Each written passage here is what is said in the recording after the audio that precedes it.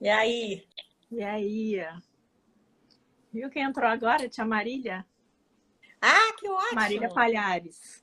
Ô, Marília, que bom! Olha, a irmã aqui, Queridona. ó. Presença ilustre lá da Alemanha. Oi, Ah, Mirella. Mirella, Lelê. Ai, tá vendo? Opa, A o Lele. pessoal tá aí, tá chegando. Tá aí, estão chegando. Professora lá da Seis Gran Rio também. Ah, que legal. Bom, né? Maria, olha, Maria Sônia, querida, parceira de trabalho lá na fazenda. Ai, que bom. Que legal. Vai ouvir Tatá, bastante falar. Tatá já estava antes de você. ah, é? Oi, Mirella. Saudades. Maravilha. É Que bom isso bom, também. hein? É. Ter esse espaço, né, pra gente poder Pois conversar, é, trocar ideia. a gente vai falar a mesma coisinha assim, e para estar com pessoas, né, queridas também, já que a gente não está conseguindo, né, ver nem quase falar muito com ninguém ou com É, pouquíssimas pessoas, né? Eu estava até pensando nisso, gente, outro dia, porque esse ano eu vi tão pouca gente, porque eu fiquei janeiro inteiro fora. Aí, quando eu voltei em fevereiro, mal comecei a trabalhar de novo, veio o carnaval, parou tudo. aham. Depois do carnaval, 2 semanas, parou tudo de vez. Aí eu falei, gente, assim, sabe? Quase, quase que não vi ninguém. E por incrível que pareça, a gente conseguiu encontrar várias pessoas, né, online que não via já há algum tempo, né? Então a gente conseguiu se encontrar. Também. Nós duas mesmos, né? A É, gente tem conseguido se ver. Muito bom. exatamente. Graças a Grande Deus, né? prazer. Pelo menos isso a gente está conseguindo aproveitar dessa situação aí tão Dramática. esquisita, né? É, Esquisita, dramática, maluca. esquisita. Eu tenho um monte de adjetivo para isso. Pois é. Já tem Bom, bastante gente. então, legal. Vamos, que eu também, às vezes eu fico falando e assim, antes da gente começar, vamos começando que também o pessoal vai entrando, né? E Claro. aí participando da conversa.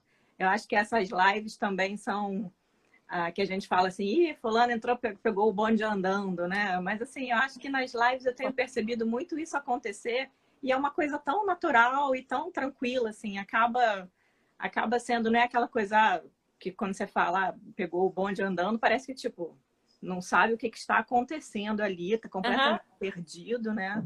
E não é o caso, né? Eu acho que é interessante isso também. É, eu acho que é outro espaço.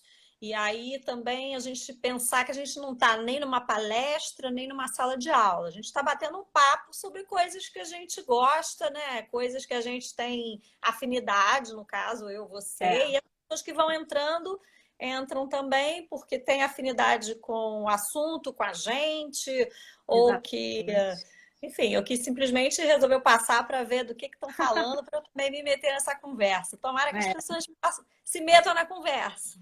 Então, pois é, isso é uma coisa também que eu já ia falar agora desde o início, que a gente já tinha combinado, né, eu e Melissa, que a gente acha legal essa participação, e justamente por isso, para trazer as pessoas mesmo para a conversa. Não é uma entrevista que eu vou fazer com É, ela, não é, sabe? É uma coisa meio bem assim mesmo, até porque a gente é tão amiga que não tem assim. A educação foi o que uniu a gente, né, no caso. sim, Mas já sim. extrapolou tão mais do que isso, né? É. Então, assim, é mais por essa questão mesmo. Eu vou ficar procurando assim ler os comentários. Então, façam comentários, façam perguntas do que a gente está falando, de alguma coisa que venha à cabeça de repente. Enfim, eu vou ficar de olho aí nos comentários também para poder fazer essa troca com vocês e com a Melissa também. Mas assim, vou começar meio que colocando um contexto, né, até da gente como profissional, né, Uhum. profissionais da educação, as duas, né? A gente se conheceu numa escola, a gente trabalhava numa escola particular aqui do Rio, e a gente se conheceu, eu era coordenadora da informática, do laboratório de informática, e Melissa já professora de lá há muitos anos, né? Na época estava como Fundamental 2. Não sei se você chegou, não, Fundamental 1. Não sei se chegou a fazer Fund 2, Isso. né? Fundamental 1. Sempre Fundamental 1, né? Uhum. Então, e aí a partir dali teve, né, a questão da afinidade mesmo, a gente já começou a ficar mais amiga, e ela acabou me levando para o ProSaber, que é um Instituto Superior, né, de Educação ProSaber, a gente chama de ISEPS, né? Uhum. E lá no ProSaber, né, foi super bacana, que assim, para mim, eu acho que provavelmente deve ter sido um pouco assim, de um primeiro contato que eu tive com formação de professores, porque a gente trabalhava ali com formação mesmo, era uma graduação para crecheiras, né, para professoras de creche do município. Então a gente dava esse curso de graduação. Eu dava lá a matéria de informática, né, que ajudava até a questão da monografia, enfim, isso tudo. E a Melissa trabalhava com elas em algumas disciplinas, né? Com certeza era mais de uma. Uhum. Mas, e aí então já vem a minha primeira pergunta aí para você, que não é uma pergunta, assim, para você comentar, né? Como é que começou essa questão da alfabetização cultural? Porque assim, a gente deu esse título lindo para essa nossa conversa hoje, mas o que está ali por trás disso é a alfabetização cultural, né? Na formação de professores. Então, conta aí pra gente como é que foi. Que é essa história, né? Como é que isso começou lá no ProSaber? Bom, gente, primeiro eu queria agradecer muito, Clarice, o convite de estar aqui. A segunda live, eu ainda acho tudo meio esquisito, mas eu tô me divertindo aqui, vendo as pessoas chegando aí, eu tô achando ótimo. Muito bom. E, enfim, então é isso. E há muito tempo realmente que a gente não trabalha juntas, né? Nós trabalhamos no Colégio Teresiano durante muitos anos. Eu trabalhei 23 anos no Teresiano. A Clarice eu conheci lá. E depois disso, eu fui levada para o ProSaber, quando eu já estava no Teresiano, eu fui levada para o ProSaber pela Heloísa Gissoni, que é uma mestra incrível que eu tenho na minha vida. E depois eu consegui levar a Clarice para o ProSaber, né? Então a gente viveu lá um bom tempo juntas na graduação. E a minha história no ProSaber, que já vai aí 16 anos, né? 17 anos, acho. Já tem bastante tempo. Sempre na formação de professores. Mas a gente trabalhou primeiro no curso normal pós-médio, porque teve uma transição. Depois do normal pós-médio, passou a ser graduação. Provavelmente Então, do MEC, né? Do reconhecimento. Exatamente. MEC. Depois a gente conseguiu essa chancela do curso e tal, virou graduação. E eu inicialmente trabalhava em disciplinas de didática, de história, geografia. E o que acontecia? A gente no curso normal pós-médio, eu procurava sempre fazer um diálogo com algum programa cultural que estivesse acontecendo fora, assim, e com a disciplina. Então a gente fazia sempre um paralelo de pegar história, geografia, não sei o quê, língua portuguesa, eram as duas didáticas que eu trabalhava. E aí a gente buscava programas culturais que dialogassem mais ou menos com os conteúdos do que eu estava sendo trabalhado. E aí não existia ainda a disciplina alfabetização cultural. Isso veio um pouco mais tarde, quando a gente passou a ser graduação. E aí a coordenação do curso mudou também, passou a ser coordenada pela Madalena Freire. E a Maria Cecília, reitora do ProSaber, tinha uma inspiração muito forte de um livro que ela tinha lido sobre alfabetização cultural. O título é Alfabetização Cultural, de um inglês chamado Dan Barron.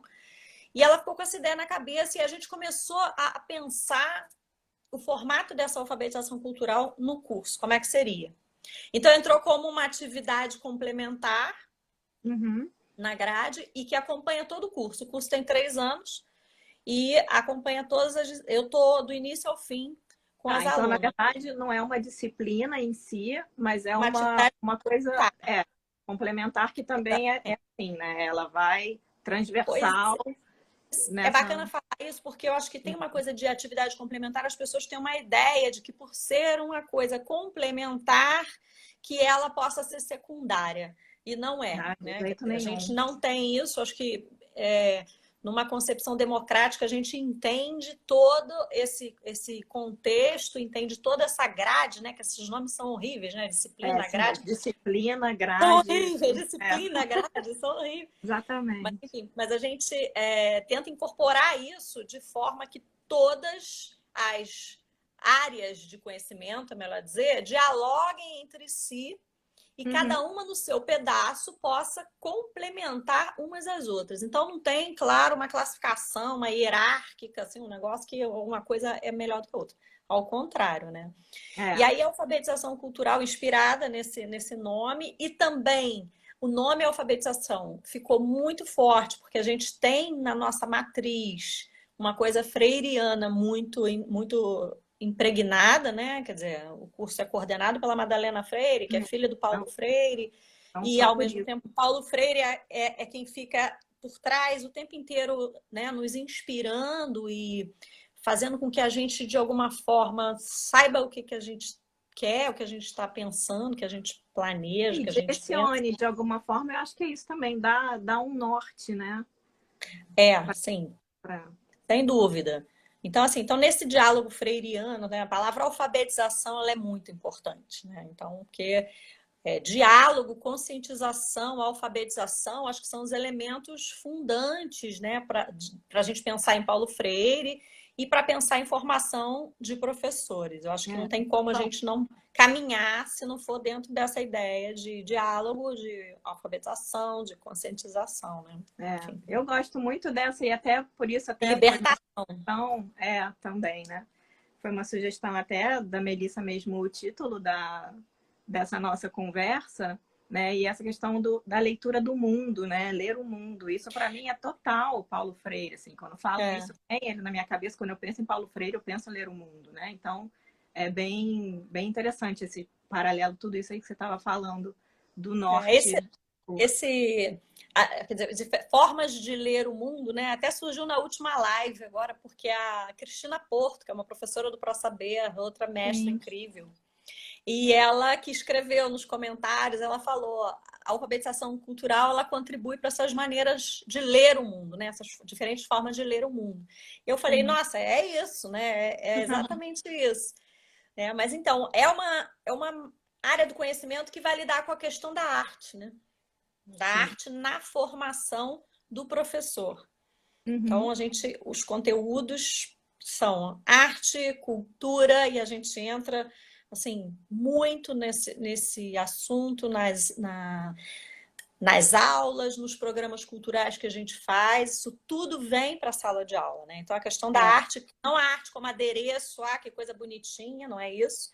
É uma arte que tem que atravessar cada um. De formação, né? Exatamente, de formação. Eu lembro muito ainda, acho que eu até já tinha saído de lá, mas a gente, né, sempre em contato, acompanhando isso. São assim, gente, idas a museus, a cinema, a teatro, a outros espetáculos culturais também que acontecem. E assim, durante algum momento, eu também acompanhava um pouco o depoimento dos alunos, das alunas, né? Era sempre a maioria mulher, né?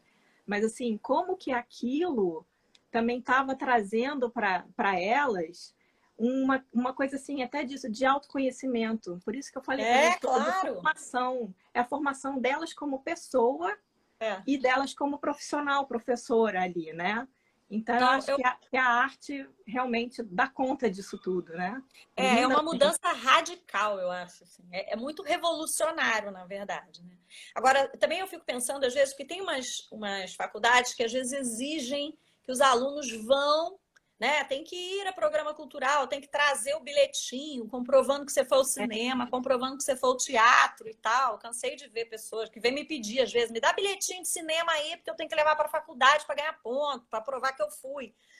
Então, assim, isso não é formação, né? A formação, na verdade, é quando você está junto, quando isso é incorporado na sua maneira de pensar o educador, né? Então, o que acontece?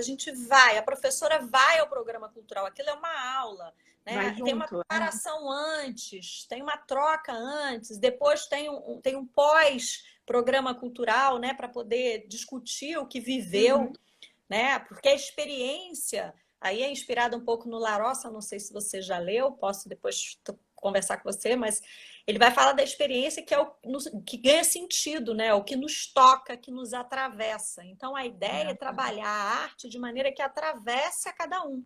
Uhum. E aí tem uma infinidade de questões, né? Porque a arte nos coloca em contato com a nossa humanidade, né?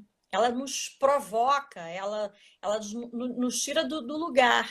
Então, assim, é importante estar pensando que lugar que isso ocupa na sala de aula, porque é uma potência, né? Você discutir as questões de cultura, agora a gente está aí falando não ao racismo, a gente está falando dessas coisas muito, né? Tem falado desde semana passada, com esses casos horríveis que a gente tem visto. Pois é, aonde que a gente encontra uma potência para explodir isso de alguma forma e trazer isso para a sala de aula? Onde que a literatura africana ocupa espaço nas escolas, nas salas de aula, né? Para falar dessas questões também, isso né? É pensar quem nós somos, a nossa identidade cultural. Né? A gente não pode negar, por exemplo, o Brasil é um país miscigenado, é uma mistura.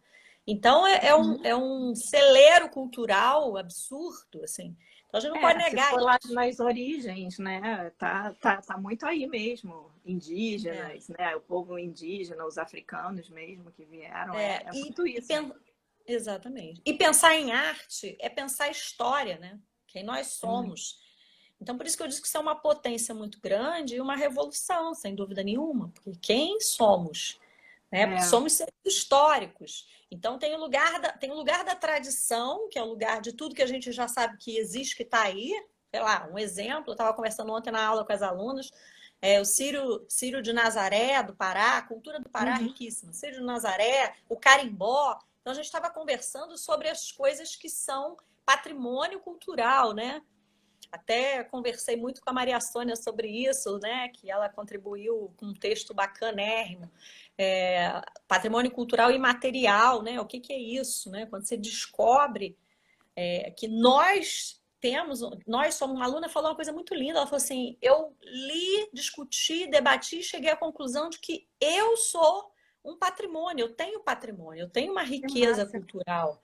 Então, assim, mas essa conscientização, se dar conta disso, não é um negócio mágico, né? Você tem que estar ali muito claro, né? Eu acho que quem também ensina, né? Quem está em sala de aula tem também que ter um olhar muito muito atento também para ver onde é que você entra para poder fazer com que a pessoa tenha uma transformação, né? Eu achei bonito aqui um comentário que acho que pega aí com isso que você está falando, da Dani S. Lucas, né? Ela falou assim, sentir na alma a arte, vivenciar na íntegra. Então, acho que é um pouco disso que você está colocando agora, de como trazer isso realmente para a sala de aula, né? Com essa... Enfim, aí tem um outro aqui, olha, desenvolver o gosto... fazer disso uma experiência, né? De transformação. Exatamente. Uma vivência, né? A gente gosta muito dessa palavra, eu acho também, né? Eu pelo menos gosto de vivência, né? Que é a experiência ali real, viva na hora, né? E como transformar isso na vida das pessoas? Porque não é para a gente virar uma pessoa culta, né? As pessoas adoram dizer isso. Nossa, Clarice é tão culta, porque ela vai ao museu, porque ela conhece isso, ela conhece aquilo. Não é só isso, não é só você saber quem é o pintor X, o século, não é isso. Eu, por exemplo, não sou uma especialista em arte, né? Mas eu busco o quê? Eu tento traduzir aquilo de forma que aquilo venha para a vida de cada um e que você aprenda alguma coisa com isso. Você vai ver a história do pintor, Van Gogh, aí você vai lá, esmiuça a história do Van Gogh, o que você aprende com isso, né? O que o Van Gogh te provoca na sua própria vida? Eu acho que é muito isso mesmo, a questão da reação e da interpretação, né? Porque eu acho que a arte é muito também da questão da interpretação. Duas pessoas olhando uma mesma obra de arte podem sentir e interpretar de forma diferentes, exatamente. E acho que aí que tá a beleza também, né? Claro. Muito Como por aí. se aprende e se ensina, né, com isso. A gente está Enfim. vivendo tempos de intolerância, tempos de rigidez de pensamento, e a pessoa quer fazer valer a sua vontade, né? Então, assim, como é que a gente usa a arte para poder mostrar isso, né? Os diferentes pontos de vista, as perspectivas, né? Exatamente. As narrativas, né? A importância da narrativa. Que narrativa é essa que estão querendo me contar? Eu me lembro quando eu estava Não quer falar, a Dani, que eu li essa Tá. mensagem, ela é sua aluna de lá. A Oh! dela no Pro Saber, sou aluna dela, Dani S. Lucas. Ah, maravilha, Dani! Tá Eu vendo? fico falando, eu não vou acompanhando muito aqui os. Mas eu vou te Olha aí, cortar o de vez em quando para Guilherme falar. acabou de entrar. Ah, então, olha, a Marília Palhares, né, que eu chamo de tia mesmo, né? Admiro muito o Pro Saber e fico feliz de ouvir vocês duas falando do trabalho de lá, né? Que Ah, é que lindo. lindo. A, a Não só. Thaís, né? Olha Aham. só, essa que é troca, é muito importante. Aí ela estava, com certeza, se referindo. Ui, virei aqui meu negócio. Se referindo à questão dessa, né? Da troca em termos disso, do aluno, ali, o aluno do ProSaber, seu aluno da alfabetização cultural, com a questão da arte, né? Cada aluno tem uma visita num espaço cultural, teatro, exposição, museu. E acho que aí vai um pouco dessa questão que a gente estava falando também de interpretação, né? De como que as pessoas interpretam, né? As diferentes formas de arte, que também são de diferentes maneiras, né? Sim. Bacana. E eu acho assim que a sala de aula é um lugar muito precioso, eu acho mesmo, né? E eu me lembro de quando eu estava na faculdade, que eu conheci o Paulo Freire quando eu estava na faculdade, bota ano nisso, viu, gente? Mas, enfim, eu me lembro de ter lido num livro dele, um desses livros incríveis que ele tem, né? E de eu ler uma coisa assim, ser e estar no mundo, né? Maneiras de ser e estar no mundo. O ser humano precisa ser, né? É ser e estar. Está. E aí eu fico pensando assim que a arte, ela é uma maneira, a arte, a poesia, ela é uma maneira da gente estar no mundo, da gente se Uhum. colocar, se expressar, né? E essa valorização da identidade, a gente não tem que buscar caminhos para nivelar e dizer somos todos iguais, é ao contrário, né? A gente tem que procurar caminhos para reforçar somos todos As diferentes. diferenças, é Eu acho, muito mas legal. exatamente, mas a arte, o que que ela faz? Ela não iguala as pessoas, mas ela coloca um ponto de convergência. Parece que ali todo mundo consegue se encontrar e conversar. Eu tenho um Uhum. pouco dessa sensação, assim, né? É. Então, tem outro comentário aqui também que fala, é da Claudinha, que é a minha professora lá na Cis Gran Rio. Arte Sim, como transformação, como é rico fazer uso dessa linguagem no nosso cotidiano escolar. sem Ela é dúvida. alfabetizadora, ela dá já também há muitos anos, super experiente como alfabetizadora. Nossa, na alfabetização, então, trabalhar a questão da arte é incrível, né? Sem É. dúvida nenhuma. Porque a criança, se ela está num lugar em que ela só olha e só pode se manifestar e só pode fazer as coisas do mesmo jeito, né? E às vezes aquele jeito não está dando certo. Você está Uhum. ensinando de um jeito, ela só tem aquele jeito para aprender. Então, se você começa a mudar, muda a linguagem, né? Muda a prática, muda a atividade. Ele não é bom na matemática, aí você entra com a música, ele deslancha. Arrasa. Não está É. escrevendo, não está conseguindo se alfabetizar, você entra com uma poesia, entra com teatro, aí aquela criança deslancha. Então, assim, eu acho É. que são as diferentes linguagens que estão aí e que a gente tem que fazer uso delas. É o que eu estava dizendo que a escola, a sala de aula, não estou falando em escola, não, porque são salas de aula, né? Seja Sim. na fazenda, seja na escola, seja na faculdade, seja onde for, salas de aula, cursos. São espaços preciosos mesmo, assim, eu acho, preciosos e poderosos, né? Uma sala Com de aula. certeza.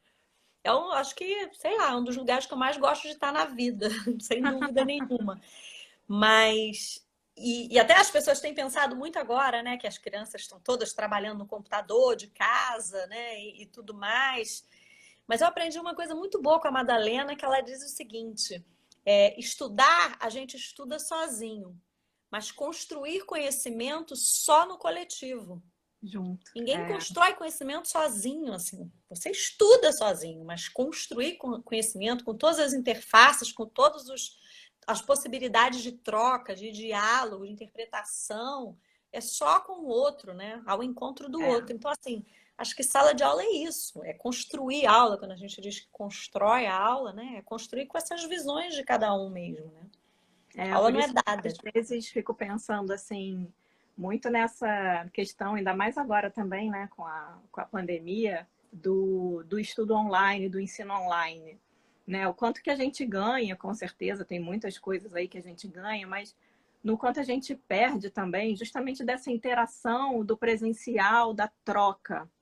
Porque realmente Claro. eu concordo também que, para mim, assim, o essencial de um aprendizado, e aí qualquer que seja, é, como a gente estava falando mesmo, a questão da vivência. A gente está Uhum. experienciando aquilo para poder construir um novo É. conhecimento, né? Enfim, A que gente seja. está vivendo um negócio muito louco, né, Clarice, nesse momento É, agora, né? Porque as pessoas, as muito. crianças, eu tenho contato com muitas crianças e eu vejo em aula particular que eu dou e tal, assim, as crianças estão enlouquecidas, porque se a gente está enlouquecido de ter que ficar higienizando tudo, as crianças estão enlouquecidas porque elas estão sentindo falta disso, né? Do Sim, convívio, ainda mais dos criança, né? amigos.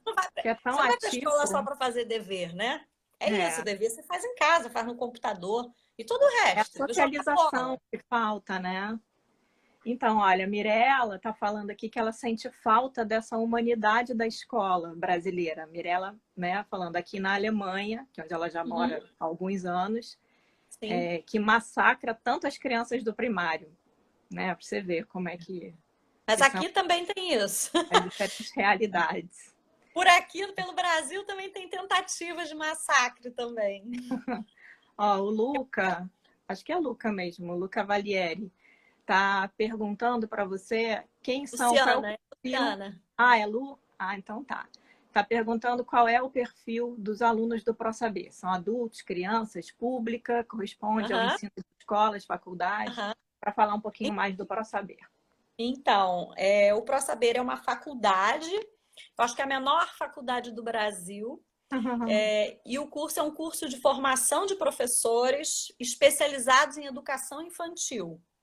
E eles Uhum. fazem vestibular para poder entrar para a turma, e a gente tem mantido no máximo 2 turmas simultaneamente, não mais do que isso, porque a gente acredita que para ter esse olhar delicado e cuidadoso para cada aluno que a gente tem, a gente não está querendo crescer muito, não quer ter muito mais turmas, né? É. E isso da E graduação, né? da graduação. São alunas, falei alunas que a maioria são mulheres, né? Tem É. 3 alunos, homens.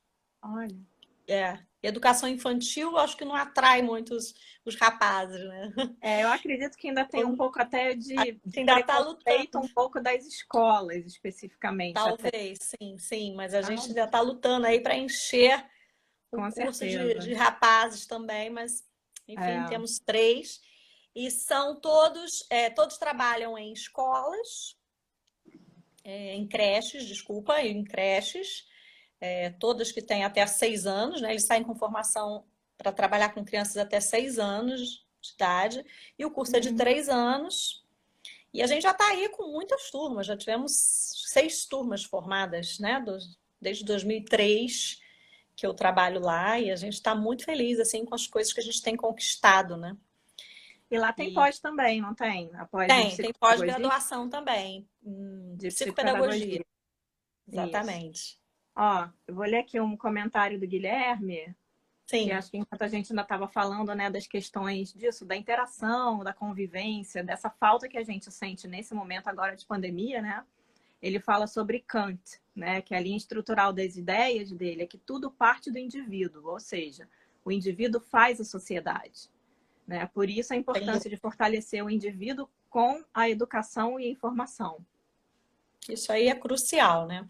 A gente tem os eixos lá do curso, e o primeiro deles é o mergulho em si. A gente não vai a lugar nenhum se a gente não mergulha em si mesmo, né? Então a gente tem que buscar muito das respostas e das reflexões a partir da nossa própria história. Então, por É. exemplo, para você trabalhar cultura, você não consegue pensar a cultura para fora se você não pensar a sua cultura para dentro, né? Uhum. Que nós somos seres históricos. Então, é exatamente isso que eu tenho trabalhado agora com a turma do primeiro ano, que eu estou no primeiro ano e no terceiro ano. A Tá. turma do primeiro ano é isso que a gente tem refletido, né? O que eu tenho? Eu tenho cultura? É a primeira pergunta. Isso é uma coisa Hum. importante, que parece É. básica, não é? Você tem cultura? E isso às vezes dá, porque a gente tem várias palavras que são impregnadas de preconceito e tudo mais, né? Muito Então, tabu assim, disso, né? E é, mito, né? é muito mito, assim, E, também. e buscar nessa memória o que você tem de programa cultural que você fez ao longo da tua vida que te marcou. E aí você vai lá na infância, e aí você resgata isso e traz. E muitas das vezes eles vão percebendo quem são as referências. A referência, às vezes, é uma tia. Ah, eu tenho uma tia que sempre me levava no cinema. Ou então eu tenho, meu pai, minha mãe não ligava, mas o meu pai fazia questão de me levar para conhecer, ver o circo que chegava na cidade. Então são várias referências assim, né? Mas sem você fazer esse mergulho em si, buscar na tua história o que você tem de referência cultural, né? Por exemplo, essa semana uma aluna estava falando da Feira de Tradições Nordestinas, de São Cristóvão, né? Que é um espaço cultural riquíssimo, importantíssimo na cidade do Rio de Janeiro. Então, você pensar e resgatar o que você tem de referência da tua própria história. A partir do momento em que você se apropria da tua história, da tua identidade cultural, quem e que lugares ajudaram você a se formar como pessoa, como, né, com essa identidade que você você vai pensar depois nessa identidade cultural coletiva. E aí você vai entender por que você entra no museu e tem uma história sendo contada de sei lá, de um quilombo. Você tem a história contada de um pintor que contou uma narrativa de um lugarejo não sei das quantas. Então, assim, aí você começa a entrelaçar, na verdade, uma memória que é individual, uma memória que é uma identidade cultural que é sua. Você começa a entender que você está dentro de um contexto muito maior. Uma aluna minha, agora no semestre passado, fez uma apresentação, ela é paraense, fez uma apresentação de carimbó pra gente. Legal. E aquilo para ela é muito forte, porque desde criança que ela vê, que ela enfim, né? saia para dançar e não sei o que, é uma coisa importante na vida dela, dentro da casa dela, na família. E de repente a pessoa se dá conta num espaço de sala de aula, com intervenção, com troca, você se dá conta de que você faz parte de uma coisa muito maior. Que o carimbó faz parte de uma tradição cultural brasileira que é patrimônio. Sim. Então, assim, você fazer essa ligação de uma coisa com a outra é essencial, né? É uma Quem mais aí percepção, tá? né? Tem gente aí falando, comentando alguma coisa que eu não tô... Tem. Então, vários aqui falaram também, quando a gente estava falando a questão dos homens, né? De poucos homens, lá na pedagogia, lá da SES Gran Rio também. Também tem poucos? 3 turmas, eu tenho 3 alunos também, homens. Eu estudei com um na faculdade, um só. Pois é. Eu não na fiz, época que eu estudei. Mas olha só, a Ana Drummond, que está aqui, trabalhou com a gente no Teresiano também. Ela disse que trabalhou com um alfabetizador maravilhoso. Sim. A Mirella disse que lá na Alemanha tem muitos homens na educação infantil. Que maravilha!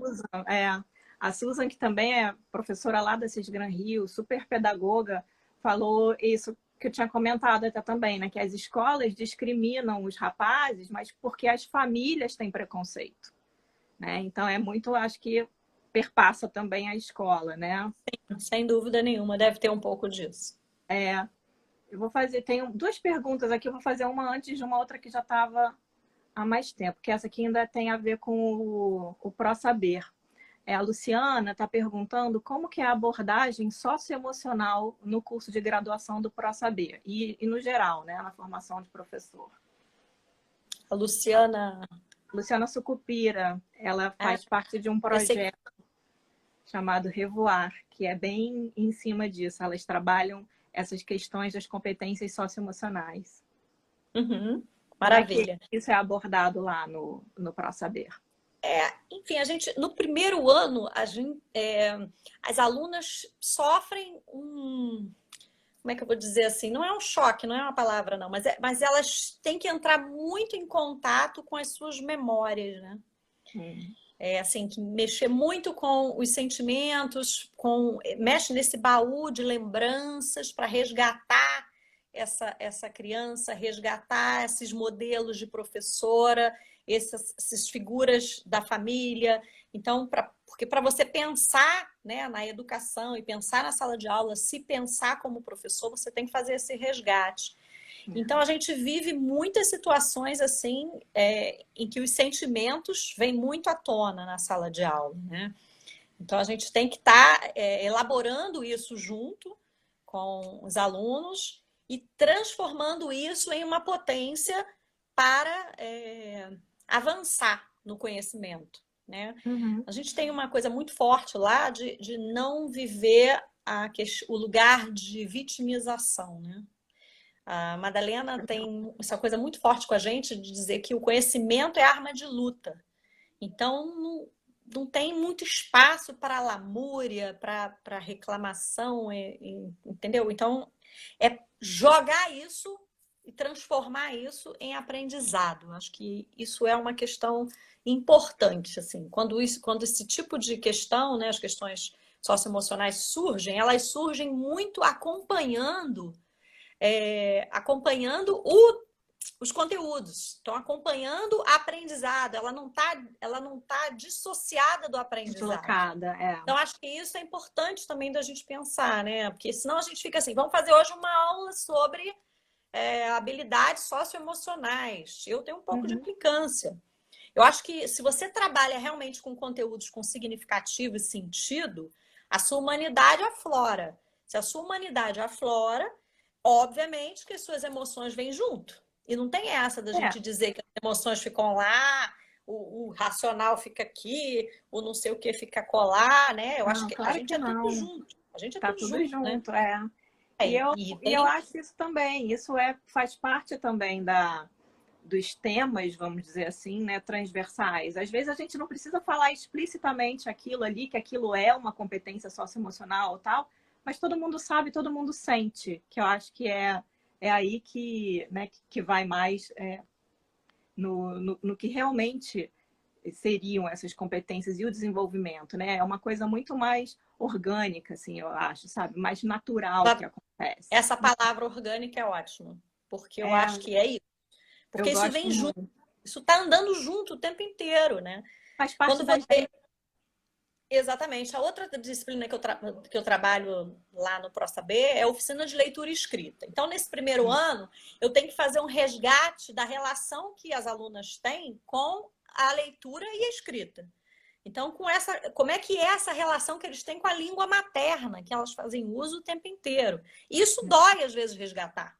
Dói porque você lembra lá de uma professora que te expunha, uma professora que te que te diminuía, né? Então, isso tudo dói.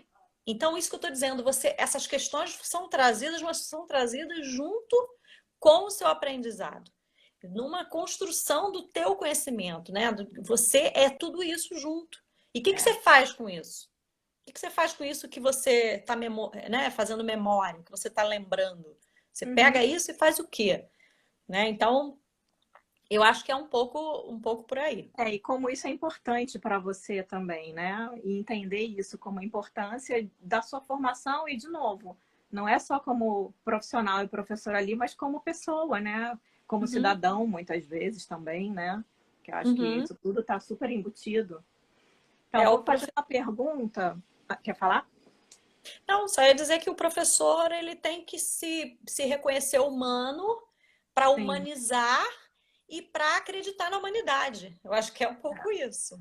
E para se relacionar com o outro ser humano que está ali na frente dele, né? O tempo todo, né? Claro. Então, a Lelê está perguntando, ela botou assim, meninas, onde acham que erramos na educação no Brasil? Parênteses, fora pagar mal os professores, né? E o que podemos fazer para mudar? Eu vou Ai, meu aproveitar Deus, a pergunta essa dela. pergunta é difícil. Pois é, mas assim, eu acho que é um bom gancho para você falar um pouquinho da sua experiência agora mais atual lá na Fazenda Viramundo, que seria um colégio de aplicação do ProSaber até, né? Uhum. Uma espécie de. Então, acho que pode ir nessa linha aí da a resposta. Pode ser mesmo. Porque assim, eu trabalho num projeto socioeducativo no Brejal, que é na Posse, quinto distrito de Petrópolis. E o lugar é Fazenda Viramundo. Então, quando eu saí do Colégio Teresiano, eu fui trabalhar lá. E foi uma proposta assim que me deixou muito instigada, vamos dizer, porque o que eu iria fazer, né? Conversando com a Cecília falava: você vai fazer a alfabetização cultural lá na fazenda. Eu falei, maravilha, né? Tá ótimo, já tenho experiência. Mas aí o que acontece? Muda tudo. O que muda? Você sai dos adultos, volta para as crianças, você sai da cidade, área urbana, e com seus problemas, com todos os seus problemas, que eu tenho muitas alunas que moram em comunidades em situação de vulnerabilidade complicadíssima e que enfrentam uma luta para estudar. Então, tem várias questões, são umas guerreiras. Um beijo para todas elas, elas sabem o quanto eu admiro elas, assim, o esforço e a luta que elas têm para estudar. E é um curso que é diário, à noite. Então, assim, toda a minha reverência para essa galera que quer estudar, que quer ser professora. Ninguém mais quer ser professora, né? Então, enfim. E aí, o que acontece? Eu saí dos adultos, vou para a criança. Saio da área urbana, vou para a área rural. São outras linguagens, outras palavras. Eu aprendo palavras com as crianças lá. Fazer um dialeto novo, tramela, né? Tramela, um monte de coisa. Eu falei, gente, abre o trinco da porteira. Eles, você está falando tramela, né? Nossa. Então, tem umas coisas assim incríveis. Então, o que vai esbarrar numa questão importantíssima que eu acho que todos os professores têm que ter na cabeça. O ensinar e o aprender. Eles são totalmente associados, conectados, e não é só para a professora e só para a criança, para o aprendiz, né? O estudante, enfim, chame o nome que quiser. Aprender e ensinar é o tempo inteiro para o professor e para a criança. É para os dois. Mas isso é você perder a sua autoridade? Não, jamais. Não pode perder seu lugar e sua autoridade professora. Isso não. O que é diferente de autoritarismo, né? Sim. Mas o ensinar e o aprender, eles caminham juntos, em diálogo o tempo inteiro. E o professor que não aprende, ele não consegue ensinar, sem dúvida nenhuma, né?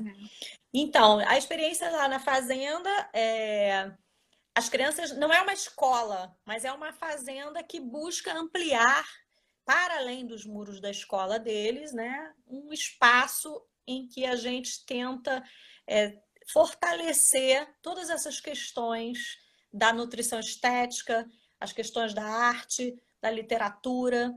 Então, as crianças passam uma tarde na fazenda ou uma manhã, né? Depende do turno que elas estudam na escola, porque elas vão para a fazenda no contraturno. E a gente já conseguiu trabalhar com muitas crianças, quer dizer, desde 2017 que eu estou lá no projeto. E a gente já atendeu a cerca de 14 escolas ali do entorno, que são todas dali do distrito. E essas escolas sempre têm criança, as crianças se inscrevem para participar do projeto. E eles lá têm atividades de meio ambiente, natureza, literatura, música, artes, artesanato. E é uma vivência incrível, assim, porque eles me ensinam muita coisa, como eu falei da tramela, e eles aprendem muito também. Eles se encantam com histórias que eu conto, aprendem a tocar violino, aprendem a tocar violão, né? Então, assim, é um intercâmbio de conhecimento que a gente costuma dizer, é de uma riqueza, sem dúvida, é um trabalho que me preenche muito. Agora eu estou morrendo de saudade, né? Porque com esse afastamento a gente não está indo à fazenda, mas é um trabalho que me preenche muito, porque eu acho que é uma oportunidade incrível justamente de diálogo, né? De fazer essa questão do diálogo. E aí eu fico pensando onde é que a gente errou na educação, né, do Brasil. Eu acho que quando a gente fica querendo muito, isso é um erro. Quando a gente fica querendo muito que as nossas crianças se transformem em pequenos adultos, para mim é o primeiro erro. Porque a criança está lá na educação infantil e eu vou para a reunião de pais e a mãe me pergunta sobre o Enem, eu me assusto. Sabe? Quando a criança tem 7 anos, 6 anos, 7 anos e a mãe está me perguntando sobre o Enem na reunião de pais, E aí elas tomam um susto quando eu pergunto qual é o tempo que a criança tem para brincar, por exemplo. Cadê o tempo do brincar? Criança tem que ser criança. Então acho que a Criança gente aprende começa, brincando, né? eu acho que a gente começa errando um pouco nisso, assim. Eu acho que a É. desvalorização, a Lelê falou de pagamento dos Dos professores, né? salários, Dos também. salários, exatamente. Além disso, né? Isso é um fato, né? Eu Mas acho que tem além uma disso, desvalorização geral, acho que não é só que não paga bem os professores, né? Eu acho que tem uma desvalorização de um entendimento muito conceitual de que qualquer nação, qualquer sociedade, qualquer povo, ele encontra na educação, na cultura, na arte, todas as ferramentas para se desenvolver, para se transformar e ser o que quiser, né? tantos Então, acho que exemplos aí, né, que a gente tem no mundo, assim, para mim o mais claro e o mais evidente até atualmente é o da Coreia do Sul, né, que investiu em educação durante 30 anos. Também não é uma coisa, um tempo curto, né? sim, Assim, a gente achando que aqui claro. vai de um Não, não é mandato para o estalar outro o vai dedo, mudar. claro. Exatamente, mas que hoje é uma referência, é um país que é referência, né, em Eu educação. acho que é uma questão que é indiscutível, assim, né? Mas eu tenho um pouco de medo disso, porque a capacidade imaginativa de uma criança, por exemplo, na educação infantil, a Lelê tem uma filha incrível, ela sabe do que eu estou falando, a capacidade imaginativa dessa criança, criativa, é um impressionante. E que lugar que isso tem ocupado na sala de aula, na escola? A É, escola não está deixando de ser um espaço de criação. E aí tem a preocupação com o Enem, e aí é uma listagem de conteúdo absurdo. E aí houve uma distorção, acho que, de entender que um país só vai para frente se você tiver como é que uma fala? formação Uma, educada, for, uma formação acadêmica super, como é que fala isso, meu Deus? De volume de conteúdo massa, em absurdo, massa. em massa, que ocupa o tempo da pessoa, que ela não tem tempo para piscar, que ela tem que Uhum. estudar do horário que acorda até a hora que vai dormir, que só, senão não vai ser alguém na vida, não vai não sei o quê, não vai conseguir um bom emprego, não vai trabalhar, É, sei lá onde.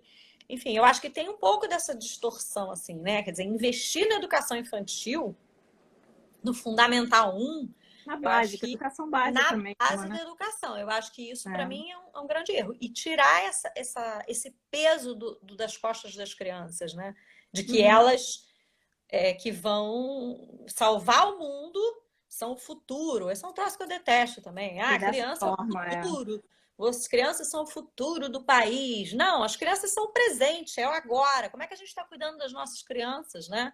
A gente está é. vivendo essa coisa dramática desse menino Miguel, uma coisa horrível. Nossa, pois é. Então, assim, como é que a gente está cuidando das nossas crianças? E as nossas, quando eu digo, são as de todos. São as minhas, Sim, são as do vizinho, são as que estão na rua, são as que estão na escola pública, na escola particular. Como é que a gente está cuidando de todo mundo, né, dessas tem um, crianças? Então, tem eu, um. eu não sei, eu penso, eu sou meio sonhadora, né?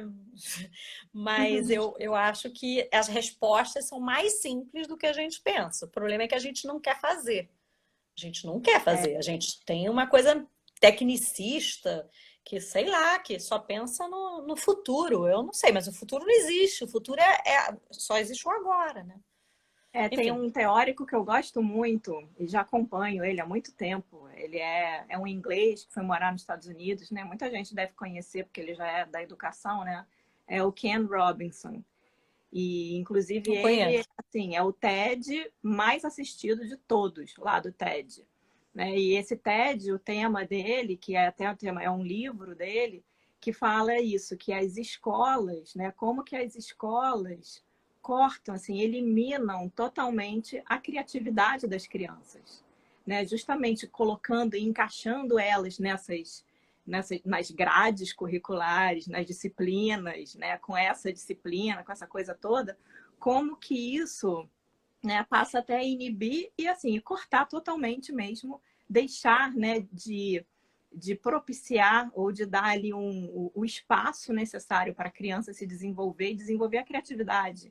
Né? Uhum. E até tem um gráfico também que eu já vi várias vezes que fala um pouco disso, de como que, aí no caso, o ser humano mesmo como um todo, como que a criatividade vai evoluindo, né? É um gráfico totalmente assim para baixo, tipo, Sim, se com você criança tá lá no topo, é hiper criativo, e aí conforme vai passando, tipo, aos 15 anos, você já não é nem metade do que sim. você era quando era pequeno, enfim, e aí vai crescendo assim, né? E tinha uma pergunta aqui da Susan, que eu acho que você já acabou um pouco respondendo, que ela falou assim, Melissa, diante da sua fala, poderíamos trabalhar a pedagogia a partir de temas transversalizados ao invés de disciplinas? Né? Com Enfim, certeza, com isso já certeza. foi totalmente aí, Passo né? para a criatividade, né?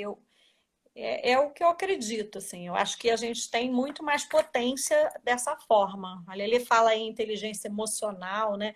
Eu acho que é isso. Você ensina para as crianças a trabalhar em equipe, né? Mas é que tipo, que equipe? É a equipe toda que chega lá, entendeu? O ponto de partida não é o mesmo para todo mundo. A gente sabe disso. O ponto de partida da escola, do menino da escola pública é outro ponto de partida do menino da escola particular, lá caríssima, não sei o que tarará.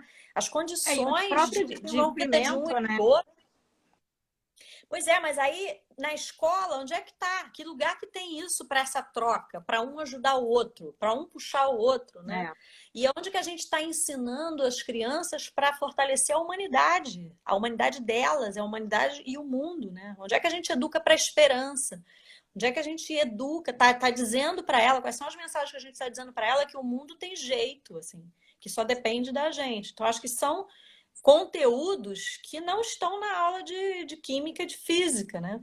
É outra é. maluquice, que quando o menino cresce, aí você começa a não oferecer a ele outras linguagens. Não, agora é só Uhum. química, física, não sei o quê, parará, parará. E aí o teatro é o primeiro que corta. Vai embora, teatro, para que teatro? Tira, porque tem um Enem aí batendo na porta.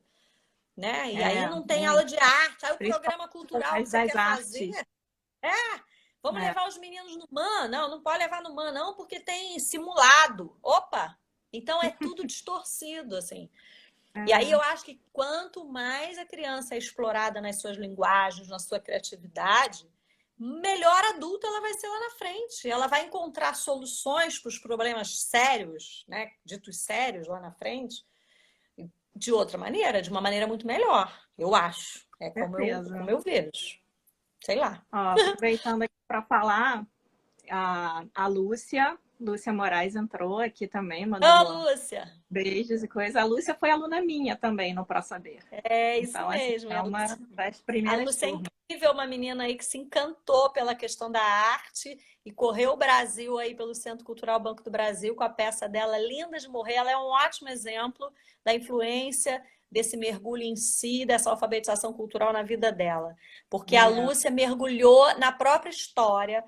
Ela é do norte do Brasil, ela mergulhou na própria história, na avó dela que contava lendas indígenas para ela na beira do rio. O que, que ela fez? Virou atriz. Hoje em dia ela conta conta. histórias junto com a Arlene, faz um trabalho lindo.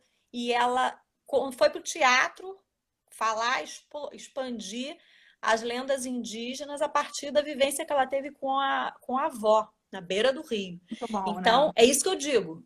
As respostas estão em nós. É na nossa história de vida, na nossa cultura. Por isso que a gente tem que investir, né? Que é um nome que o pessoal adora, porque investir o menino vai bem, né? Então É, investe na tá cultura no... do seu filho, investe, leva ele para o museu, leva ele para conversar com as pessoas mais velhas, para ouvir como é que era o passado. Eu acho que isso é outra Exatamente. coisa. Ó, a Marília falou que está adorando ouvir o seu trabalho lá no Pro Saber. Né? Ela Que bom. perguntou se eu tenho colaborado também.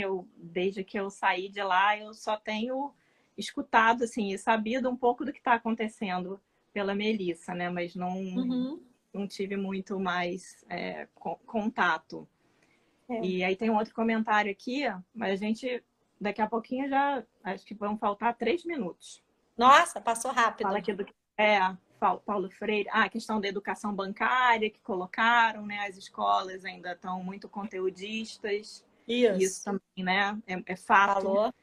né? E essa é justamente a transformação que a gente gostaria que houvesse, né, na educação. Uhum, Isso tudo que a uhum. gente comentou dos temas transversais, dessa transversalidade toda, da questão da experiência, da vivência, eu acho que isso tudo, assim, já existem assim, iniciativas isoladas, acredito, né? Assim, conheço várias, a própria ProSaber é uma delas que infelizmente Aham. ainda fica isolada ali da maioria, né? E tudo que sempre a gente acaba ouvindo falar de educação é que não presta, que é ruim, que é não sei o quê, que não leva ninguém a lugar nenhum. Enfim, mas eu acho que tem muita coisa boa aí também, e experiências boas, né? Para a gente Cl- saber, Clarice, compartilhar, divulgar. Clarice, Dia sabe o que que eu aposto mesmo que tem muito professor, muita professora trabalhando muito aí dia após dia nas suas salas de aula, nos cafundós do Brasil, sabe, em lugares de vulnerabilidade, de violência. Tem muita gente trabalhando e fazendo muita coisa bonita pelo Brasil afora, sabe? Que eu acho que isso tinha que ter um canal que a gente pudesse ver essas pessoas, sabe? é, Porque a gente tem uma tendência a falar que a educação no Brasil, mas tem vários entraves, né? Eu acho que tem vários entraves que vão puxando para trás, porque todo mundo quer puxar para trás, ninguém quer empurrar para frente. exatamente. Então, Parece assim, muito isso, né?